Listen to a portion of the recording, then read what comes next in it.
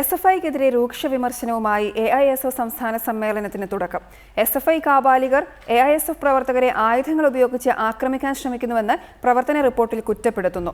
അംഗബലത്തിന്റെ പേരിൽ SFI ക്യാമ്പസുകളിൽ ജനാധിപത്യ വിരുദ്ധ പ്രവർത്തനങ്ങൾ തുറന്നുവിടുകയാണ്. ക്യാമ്പസുകളെ ആയുധപ്പുരകളാക്കി വിദ്യാർത്ഥി സംഘടനകൾ മാറ്റിയെന്ന് സമ്മേളനം ഉദ്ഘാടനം ചെയ്തുകൊണ്ട് കാനം രാജേന്ദ്രൻ പറഞ്ഞു.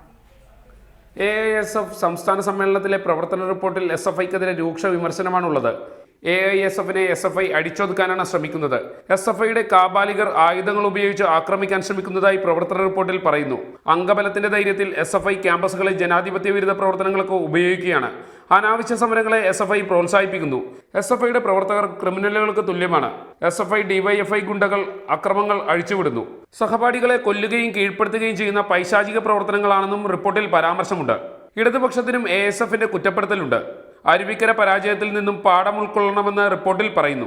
സമ്മേളനം ഉദ്ഘാടനം ചെയ്ത കാനം രാജേന്ദ്രനും വിദ്യാർത്ഥി പ്രസ്ഥാനങ്ങളെ രൂക്ഷമായി തന്നെ വിമർശിച്ചു. ക്യാമ്പസുകളെ ആയുധപ്പുരകളാക്കുകയാണ് വിദ്യാർത്ഥി സംഘടനകളെന്നും അതുകൊണ്ട് തന്നെ വിദ്യാർത്ഥി സംഘടനകൾ ക്യാമ്പസുകളിൽ നിന്നും പുറന്തള്ളപ്പെട്ടെന്നും കാനം പറഞ്ഞു. ഇന്നും നാളെയുമായി നടക്കുന്ന പൊതുചർച്ചയിലും SFIക്കെതിരെ രൂക്ഷ വിമർശനമുയരാം.